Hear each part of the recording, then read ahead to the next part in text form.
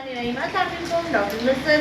आज हम बात करेंगे बहुत अहम और बहुत अच्छे टॉपिक पर। वो है कि जब हम अपने बचपन में उठते थे तो हम क्या दो चीज़ों को फील करते थे, और जो आज की जेन जी है वो उन चीज़ों को मेरे यहाँ से कभी उसने शायद फील ही नहीं किया, कभी उनको एहसास ही नहीं दिलाया गया। और इसमें कसूर उन जेन जी का नहीं बल्कि उनके बड़ों का है। मैं अपने बचपन की बात करती हूँ। जब मैं सुबह उठती थी तो आई स्टिल रिमेंबर कि बाबा तलावत कर रहे होते थे, उनकी तलावत की आवाज़ आती थी।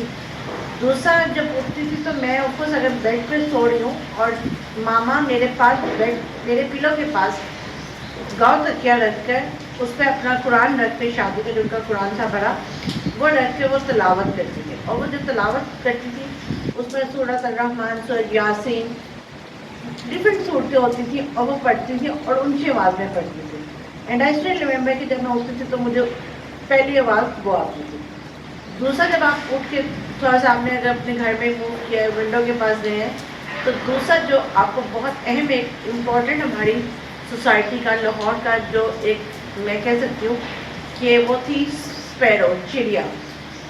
और चिड़िया का चहचहाना दरख्तों पर, आसमान पर, खुले आसमान पर।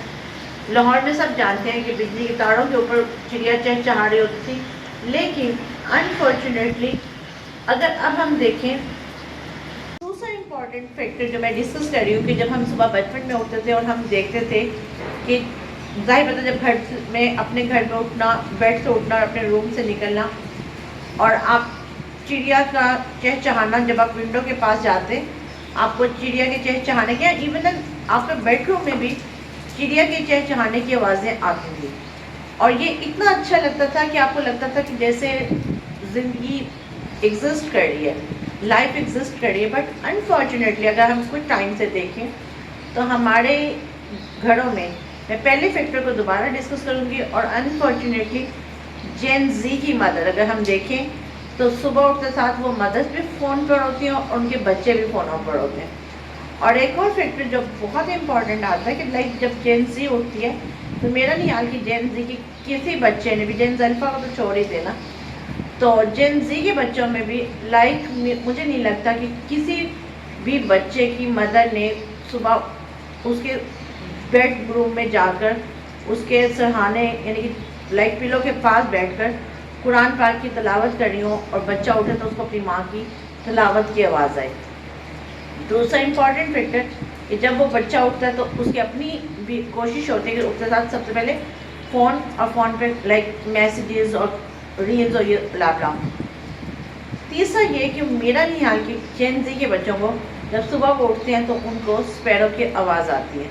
अब मैं यहाँ बात करूँगी कि ये स्पैरो चिड़िया वो मिसिंग पार्ट है हमारी सोसाइटी का, कि मैं नजम सेठी के स्पैरो की बात नहीं करी जो वो चिड़िया उसकी आती है।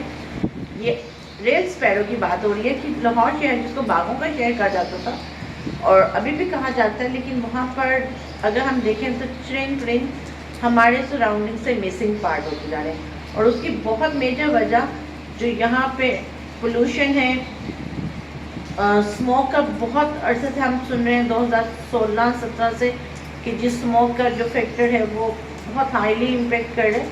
तो ये चीज़ें हमारी सोसाइटी में बढ़ती जा रही हैं।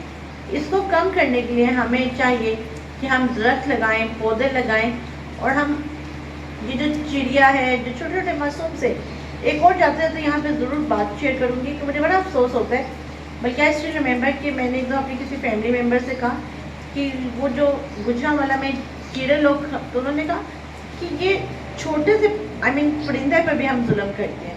तो मेरे यहाँ से जो ये चीज़ें हो रही हैं तो हमें इन चीज़ों से बचना चाहिए, और जो ये छोटा सा मासूम सा परिंदा है उसकी ज़िंदगी के लिए और उसके सर्वाइवल के लिए कोशिश ज़रूर करनी चाहिए। Thank you.